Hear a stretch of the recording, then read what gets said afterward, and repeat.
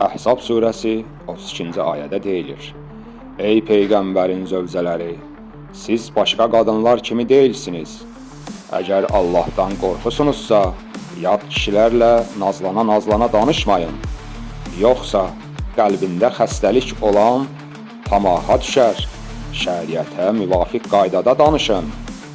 Allah Peyğəmbərin zövcələrində nə görmüşdü ki, belə sərt xəbərdarlıq edirdi? Bunlar sıravi qadınlar değildi.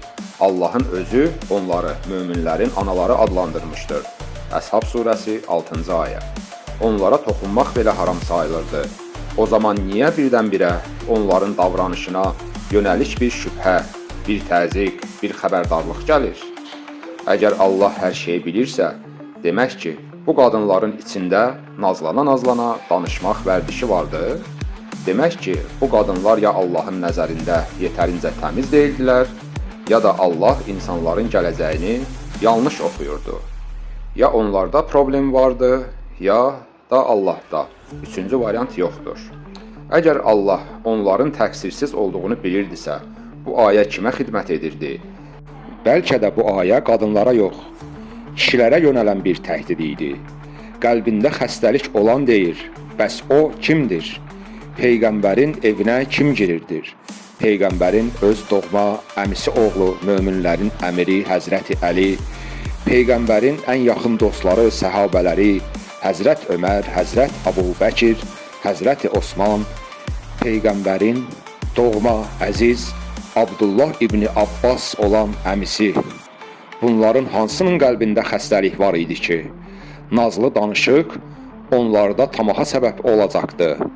Bunlar ki, cənnətlə müjdələnmiş şəxslər idi, o zaman bu ayə onları da hədəfə alarmı? Əgər yoxsa, o zaman bu ayə nə üçün var?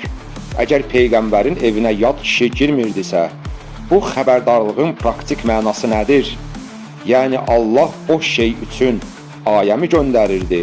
Əgər təhlükə yoxdursa, xəbərdarlıq da yersizdir və bu Allahın hikmət və ədalətinə ziddir. Allah bu ayə ilə Peyğəmbərin zövcələrini təqsirləndirir, ya da cənnətlə müjdələnən səhabələri. Bu ikisindən birini seçmək lazımdır. Çünki ya qadınlar nazlanırdı, ya kişilər tamahlanırdı. İstənilən halda bu ayə Peyğəmbərin zövcələrinin üzərinə və Peyğəmbərin cənnətlə müjdələnən səhabələrinin üzərinə bir ləkə salır, bir kölgə salır. Bu ayənin sonunda deyilən şəriətə müvafiq danışın ifadəsi göstərir ki, bu ayə gəlməmişdən əvvəl Peyğəmbərin zövcələri ya şəriətə uyğun yaşamırdılar, ya da ortada hələ konkret bir şəriət normaları yox idi. Və nəhayət bir şey açıq demək lazımdır. Ateistlərin əxlaq kodeksini sorğulamayın. Əgər sual vermək istəyirsinizsə, əvvəlcə bu ayədəki narahatlığı araşdırın.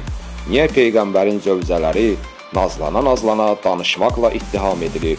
Niyə Allah möminlərin analarına belə şübhə ilə baxır? Niyə cənnətlə müjdələnmiş səhabələrinin qəlbində tamah xəstəliyinin olmasından qorxulur?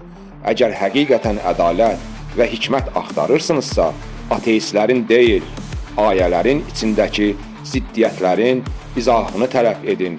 Çünki əxlaqı sorğulamaqdan öncə ilahi olduğu iddia edilən bu təlimlərin mahiyyətini sorğulamaq lazımdır.